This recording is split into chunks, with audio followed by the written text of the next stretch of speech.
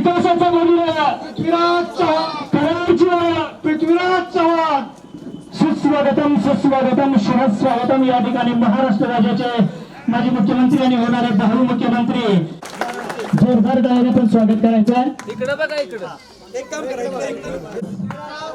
विकासाचा भगीरथ प्रचार सभेकरता खास कर्नाटक राज्यातून आलेले आमचे निरीक्षक विनय कुमारजी सोळके, जिल्हा काँग्रेस कमिटीचे अध्यक्ष डॉक्टर सुरेश जाधव, त्याचबरोबर उत्तर कराडचे जिल्हा परिषद सदस्य निवासराव थोरात, शंकरराव खबाले इथे उपस्थित असलेले आमच्या शिवसेनेचे नेते, आपल्या जिल्ह्याचे उपप्रमुख नितीन काशीजी, त्यांचे सर्व सहकारी, त्याचबरोबर अण्णाराव यादव गुरुजी, भीमराव थोरात गुरुजी, जयवंत पानसकर गुरुजी, सुरेश देसाई सरचिटणीस, नरेश देसाई सरचिटणीस काँग्रेस कमिटी, राजेंद्र चव्हाण, गणेश पवार, त्याचबरोबर सुभाष पाटील आबार आणि नाना डॉक्टर वैभव मुखी वगैरे सर्व मंचकारून मान्यवर आणि मोठ्या संख्येनं सर्जराव लोकरे आणि दिलीप यादव, सचिन यादव, शंकरराव खबाले आणि आमचे सर्व सहकारी उपस्थित येराळे गावचे सर्व राजकीय दृष्ट्या प्रगल्भ असणारे मान्यवर मतदार बंधू आणि भगिनींनो, तुम्ही खूप घोषणा देऊन आणि आरती उतरवून आमचं स्वागत केलं, त्याबद्दल धन्यवाद व्यक्त करतो। माझ्या आधी सुरेशराव यादव आपल्या जिल्हा काँग्रेसचे अध्यक्ष बोललेले आहेत। आज विंगला 3 सभा घ्यायच्या, तर वेळ फार कमी आहे म्हणून मी घाईगर्दीमध्ये आज शंकरराव खबाले बोलले नाहीत, निवासराव बोलले नाहीत। मला वाटतं मी गेल्यानंतर थोडा वेळ सभा चालू ठेवून आमचे कर्नाटकचे जे नेते आहेत, खूप अनुभवी नेते विजय कुमारजी सोरके आणि सुरेशराव जाधव आणि नितीन काशी देखील थोडा वेळ आपल्याला सभा चालू ठेवतील, 10-15 मिनिटं माझी विनंती आहे। मी यावेळेला एवढं सांगू इच्छितो की अत्यंत महत्वाची निवडणूक आहे। या निवडणुकीमध्ये सरकार कोणाच्या विचाराचं येणार आहे, त्यात की फुले शाहू आंबेडकरांचा विचार घेऊन आणि शिवछत्रपतींचा आदर्श डोळ्यासमोर ठेवून, मग त्यामध्ये सर्व धर्म समभाव असेल किंवा स्त्री दाक्षिण्य असेल, हे विचार घेऊन, पुरोगामी विचार घेऊन आम्ही महाविकास आघाडी स्थापन केलेली आहे। आणि त्या महाविकास आघाडीला 2 वर्ष राज्य पण केलं, पण उद्धवजी ठाकरे हे मुख्यमंत्री असताना त्यांचं सरकार या निष्ठुर निर्दयी त्यांच्या अनुयायांनी, ज्यांना त्यांनी बाळासाहेब ठाकरेंनी, उद्धवजी ठाकरेंनी शून्यातनं त्या माणसानं उभं केलं, त्यांनी हे आपल्या नेत्यांच्या पाठीत सुरा खोपसलं। राष्ट्रवादी काँग्रेसमध्ये स्वतःच्या काकाच्या, ज्यांनी शून्यातून करंगलीला धरून त्यांनी जे मोठं केलं, अशा अजित पवारांनी आपल्या काका शरद पवारांच्या पाठीत सुरा खोपसला। आणि त्यामुळं महाराष्ट्राचा लौकिक गद्दारांचं राज्य असं झालेलं आहे, तो लौकिक आपल्याला पुसून टाकायचा आहे। महाराष्ट्राच्या इतिहासामध्ये गद्दारीचे परिणाम काय झाले, मराठ्यांच्या येसुबाईंना कुणी, संभाजी महाराजांना कुणी पकडून दिलं, कोण सूर्याजी पिसाळ होते। आता या सूर्याजी पिसाळांची ओळख आपण पुसून टाकलेली आहे, पण पुन्हा या गद्दारीनं महाराष्ट्र म्हणजे गद्दारांचं राज्य अशी ओळख व्हायला लागलेली आहे, ती पुसून टाकण्याची संधी आपल्याला 20 नोव्हेंबरला मिळणार आहे। आता निवडणूक म्हटलं की आपल्याला एक आमदार निवडून द्यावा लागतो, त्याच्यापेक्षाही महत्वाचं म्हणजे कुठल्या विचाराचं राज्य आपल्याला पुढच्या 5 वर्षाकरता महाराष्ट्रात आणायचंय। आणि त्याकरता एका बाजूला महाविकास आघाडी, पुरोगामी विचार, दुसऱ्या बाजूला जातीवादी भारतीय जनता पक्ष, ज्यांनी हजारो वर्ष बहुजन समाजाला गुलामगिरीत ठेवलं, 2-4% लोकांनी बहुजन समाजाचे श्रम शोषण केलं आणि चातुर्वर्ण पद्धतीमुळं आपला देश इतका दुबळा झाला की आपण 1000 वर्ष पारतंत्र्यात गेलो। आपल्याला स्वातंत्र्य मिळालं, त्या स्वातंत्र्यामध्ये काँग्रेस पक्षाच्या अनेक नेत्यांनी आपलं बलिदान दिलं, तुरुंगवास भोगला, आणि ह्या RSS भारतीय जनता पक्षाच्या लोकांनी एक दिवसही खर्चटला त्याच्या अंगाला, तुरुंगवास भोगला नाही किंवा माफी मागून ही माणसं मोकळी झाली। आणि या प्रयत्नातून आपल्याला स्वातंत्र्य मिळालं, आणि स्वातंत्र्य मिळाल्यावर चातुर्वर्ण व्यवस्था आपण मोडून टाकायची हा निर्णय काँग्रेसच्या नेत्यांनी घेतला आणि डॉक्टर बाबासाहेब आंबेडकरांना नवीन संविधान तयार करायला सांगितलं। ते संविधान न्याय, समता, बंधुत्व, स्वातंत्र्य यावर आधारित होतं। आणि त्या डॉक्टर बाबासाहेब आंबेडकरांच्या संविधानामुळे जो देश हजारो वर्ष गुलामगिरीत होता, तोच देश, तीच माती, तीच माणसं एकदम गेल्या 75 वर्षामध्ये एक महाशक्ती म्हणून उदयास आलेली आहे. ही जादू आहे त्या संविधानामध्ये. आणि ते संविधान मोडायचं, ते संविधान बदलून टाकायचं, ही जेव्हा कल्पना पुढे आली लोकसभा निवडणुकीमध्ये, तेव्हा महाराष्ट्राच्या जनतेने मोदी सरकारचा, देवेंद्र फडणवीस सरकारचा दारुण पराभव केला. आम्हाला 65% खासदारकीच्या जागा मिळाल्या, 48 पैकी 31, आणि महायुतीला देवेंद्र फडणवीसांना फक्त 35% म्हणजे 48 पैकी 17 जागा मिळाल्या. आता त्याचीच पुनरावृत्ती 6 महिन्यानंतर होणाऱ्या विधानसभा निवडणुकामध्ये होणार आहे. त्यामुळे सरकार हे महाविकास आघाडीचे येणार आहे. त्यामुळे कुणाच्या मनात तिळमात्र शंका नको. आणि लोकसभेला सर्वात मोठा पक्ष काँग्रेस पक्ष ठरला, तसा विधानसभेला देखील सर्वात मोठा पक्ष काँग्रेस ठरणार आहे. आणि त्यामुळे काँग्रेसच्या नेतृत्वाखाली महाराष्ट्रात महाविकास आघाडीचे सरकार येणार आहे. ज्या प्रकारे 2010 ते 14 मध्ये मी मुख्यमंत्री झाल्यावर दक्षिण कराड मतदारसंघामध्ये 1840 कोटीची कामं केली, ही आधीच वेळी तुम्हाला दिलेली आहे. त्याच प्रकारे पुन्हा आपलं सरकार आल्यानंतर, आपला मुख्यमंत्री झाल्यानंतर पुन्हा तसेच कामं करण्याची संधी येणार आहे. गेल्या पंचवार्षिक मध्ये मला वाटतं 5 कोटीची काहीतरी कामं झाले, त्याचा 5 कोटी 47 लाख त्याचा चार्ट तुम्हाला दिलेला आहे. काही कामं राहिलेली आहेत, बोध रस्त्याचं काम अजून अपुरे, ते निश्चितच करून दिलं जाईल. पुढच्या पंचवार्षिक जे काही कामं असतील ते सगळी सुभाषाबा असतील, शंकरराव खबाले असतील, सगळ्यांनी मिळून तुम्ही ठरवा. पंचवार्षिक योजनेचा विकास आराखडा करा. आणि सगळा विकास आराखडा पूर्ण करण्याचा आश्वासन मी देतो. आता जाहीरनाम्याबद्दल मी बोलायचं, मला लोकसभेमध्ये दारुण पराभव झाल्यामुळं महायुतीच्या सरकारनं, एकनाथ शिंदेच्या सरकारनं लाडकी बहिणीला 1500 रुपये द्यायचा निर्णय घेतला. आता त्यांना 10 वर्ष काही लाडकी बहीण आठवली नाही.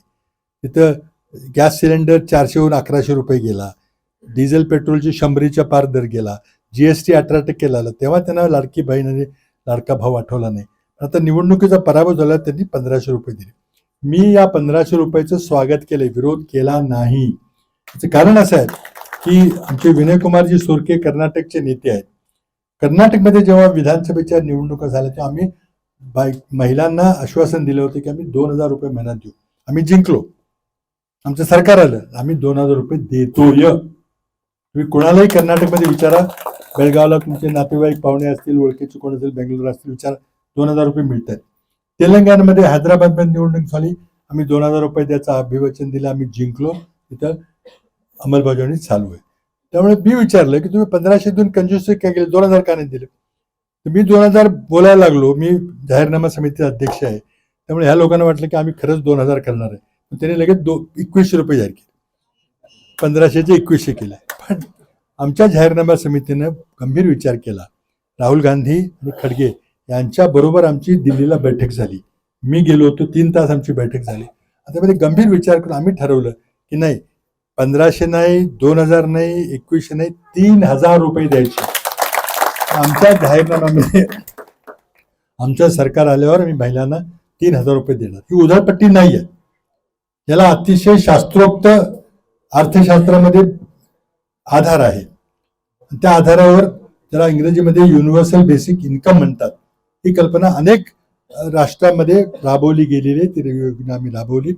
त्याचबरोबर नुसते 3000 रुपये महिना नाही, तर महिलांना फुकट एसटीचा प्रवासाची सोय करणार. शेतकऱ्यांना मोदी सरकारने उद्ध्वस्त करून टाकले. सोयाबीनची काय परिस्थिती तुम्हाला माहिती आहे.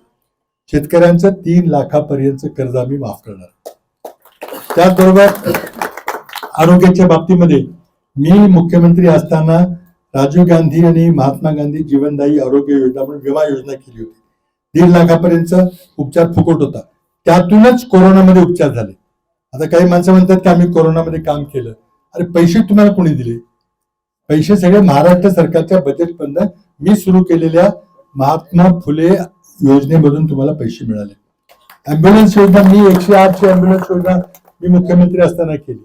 कोणीही 108 नंबरला फोन केला आणि एखादी दुर्घटना घडली म्हणून सांगितलं तर कुठेही अँब्युलन्स असली की ती रुग्णवाहिका 10 मिनिटात तुमच्या दारात येते फुकट. मुंबईला आम्ही अशी व्यवस्था केलेली आहे, पुण्याला, की महाराष्ट्राचा नकाशा आहे. तुम्ही येरवड्यातनं फोन केला की लगेच लाईट लागतो.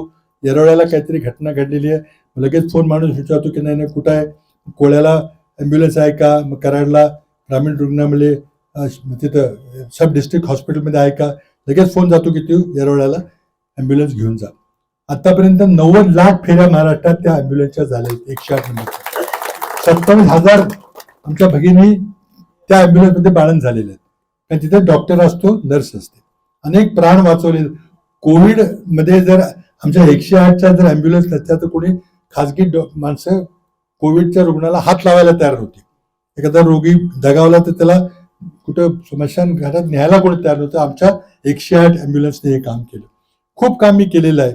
कराडचा विकास केलेला तुम्हाला माहिती आहे. आपले रस्ते, मग तो ढेबेवाडी रस्ता असेल, येरवडे उंडाळे रस्ता असेल, पाटण रस्ता असेल, सगळे 5 रस्त्याचं जाळे विणल्यामुळं दळणवळणाची साधनं झाल्यामुळे सगळ्या भागाचा विकास झालेला आहे. आता कराडला जर उद्या जिल्हा झाला तर कलेक्टर ऑफिस वगैरे सुद्धा करून ठेवलेलं आहे. प्रांत कार्यालय असेल, सर्किट हाऊस असेल, MH50 असेल किंवा ST स्टँड असेल, सगळी व्यवस्था केली. तुम्ही सगळे रोज बघताय. माझी आता पुढच्या 5 वर्षांमध्ये माझी विजन आहे की रोजगाराची संधी उपलब्ध करून दिली पाहिजे. त्याकरता मोठे कारखाने तो होणार नाहीत, कारण जमीन कोण द्यायला तयार नाही.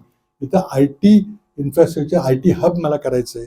IT कंपन्या, बायोटेक्नॉलॉजी कंपन्या, कॉर्पोरेट ऑफिसेस आणि हजारो लोकांना तिथं संधी मिळेल. आपल्या भागातली मुलं जे इंजिनियर MBA होते त्यांना इथं पुण्याला जायची, मुंबईला जायची गरज भासणार नाही.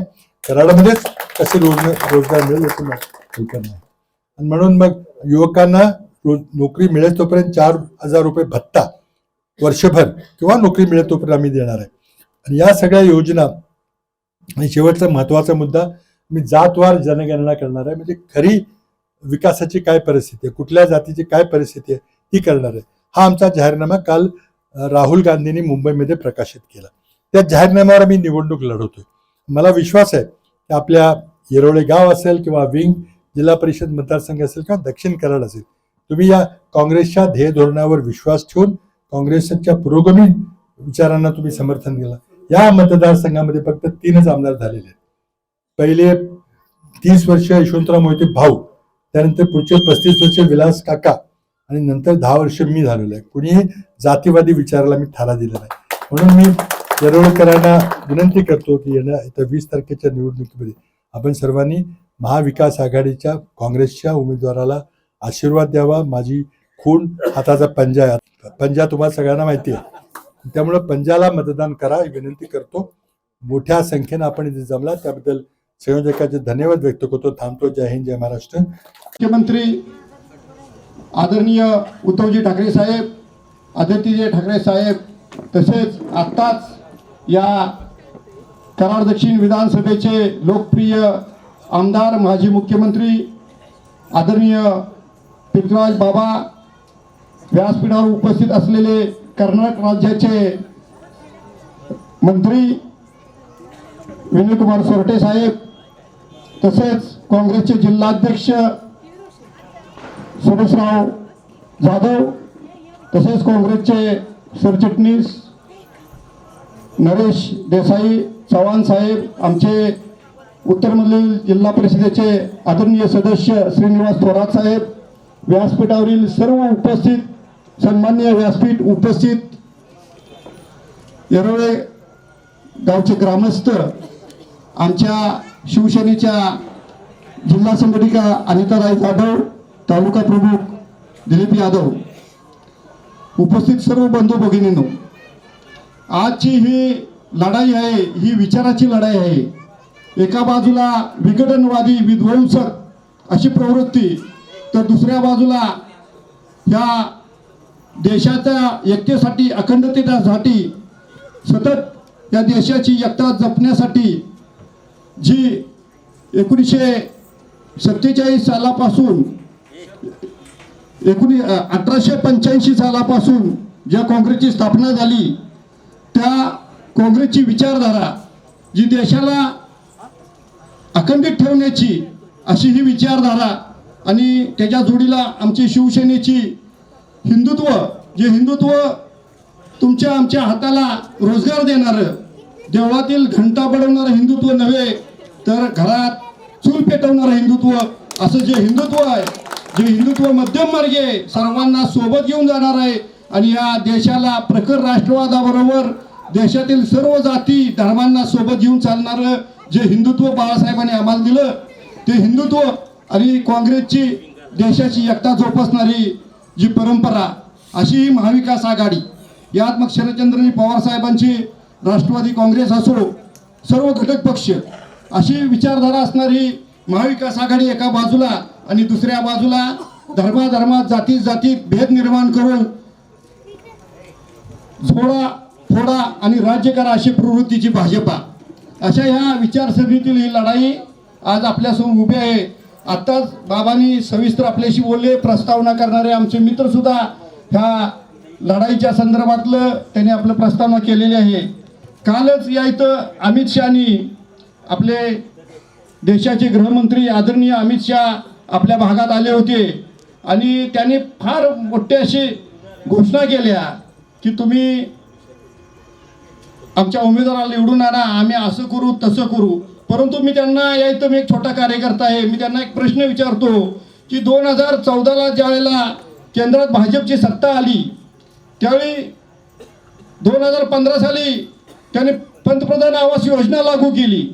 ती पंतप्रधान आवास योजना एवढ्यासाठी होती की सर्व राज्यातील जी झोपडपट्टीवासी आहेत त्यांना घरं देण्यासाठी ही योजना होती. मग त्याच सभेत आपले आदरणीय उमेदवार म्हणाले की अमुक अमुक ठिकाणी झोपडपट्टी आहे, ती झोपडपट्टी अजून तशीच वंचित आहे. मग 2014 पासूनची पंतप्रधान योजना लागू तुम्ही केलेली आहे, ती योजना टप्प्याटप्प्यानं तुम्ही 2022ला ज्यावेळी आपल्या देशाला 75 वर्ष पूर्ण होणार होती स्वातंत्र्याला, त्या स्वातंत्र्याच्या 75 वर्षानिमित्त तुम्ही सर्व झोपडपट्टी निर्मूलन करणार होता, त्यांना पक्की घरं देणार होता. मग तुम्ही त्या 6 वर्षात त्यांना घरं का देऊ शकला नाही? तुम्ही आजही तुमच्या व्यासपीठावर त्यांना घरं द्यावी मागणी करताय, म्हणजे हे भाजपचं अपयश आहे. त्याचबरोबर 2015 त्यांनी आपल्याला सांगितलं होतं प्रत्येकाच्या खात्यात 15 लाख रुपये देऊ. आज मला सांगा तुमच्या खात्यात त्यांनी एक 50 रुपये तरी दिले का? म्हणजे ह्या सगळ्या फसव्या घोषणा करायच्या, भूलभुलैया दाखवायचा, सत्ता काबीज करायची, धर्माधर्मात जातीत भांडणं लावायची आणि सत्तेचं फळ चाकत बसायचं. आज शेतकऱ्यांना दुप्पट शेतीमालाला भाव देतो म्हणून त्यांनी घोषणा केली होती, परंतु शेतकऱ्यांच्यासाठी काहीही या सरकारनं केलेलं नाही. या सरकारनं फक्त मोठमोठ्या घोषणा केल्या, वल्गना केल्या आणि फक्त जातीत भांडणं लावून आपली सत्ता कशी अबाधित राहील एवढंच कार्य केलं. आज आपल्या समोर अत्यंत असं व्यासंगी आणि अत्यंत असं अभ्यासू व्यक्तिमत्व आदरणीय पृथ्वीराज बाबांच्या रूपानं गेली 10 वर्षे आहे. त्यांनी कितीतरी कामं केलेले आहेत.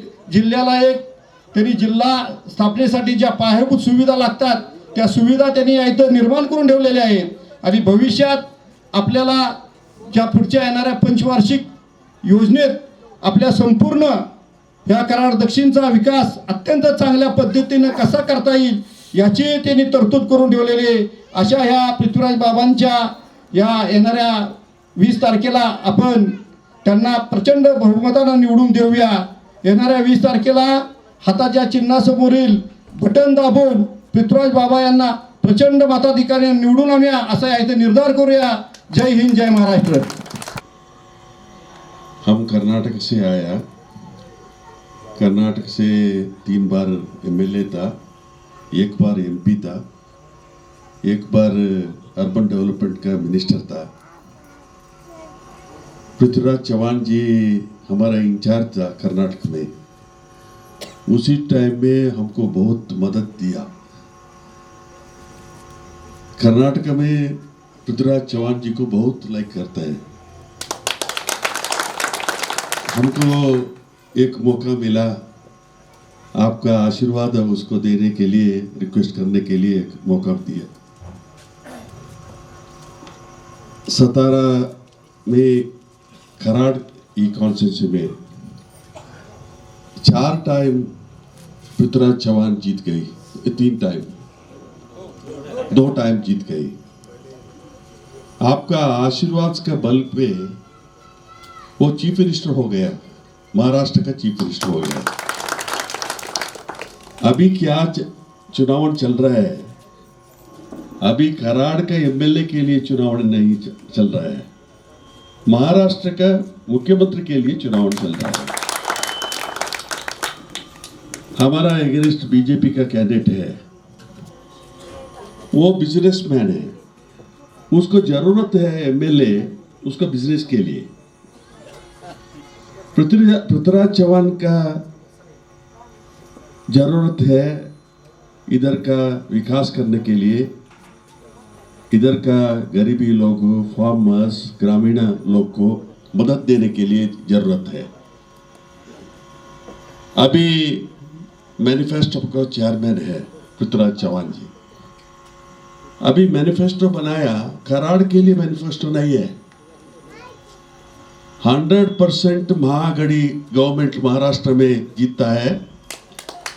महाआघाड़ी जीत गया तो सभी महाराष्ट्र में ये गारंटी का इम्प्लीमेंटेशन होता है। हमारा स्टेट में, कर्नाटक में मंथली 4,000 to 5,000 ईच घर को मिलता है। एक वर्ष में 50 to 60,000 रुपीस मिलता है। 1,20,00,000 घर को हमारा गवर्नमेंट का मदद, गारंटी का इम्प्लीमेंटेशन होता है। इसी टाइम में हमारा फार्मर्स भी प्रॉब्लम है।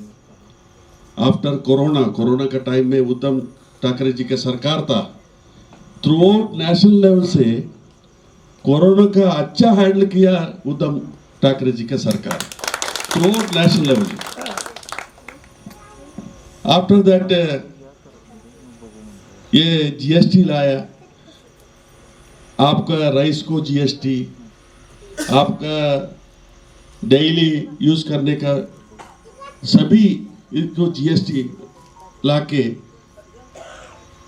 टैक्स लगा दिया। इसी टाइम में सरकार का मदद जरूरत है। ये गारंटी का प्रोग्राम है, अच्छा से इंप्लीमेंट होता है।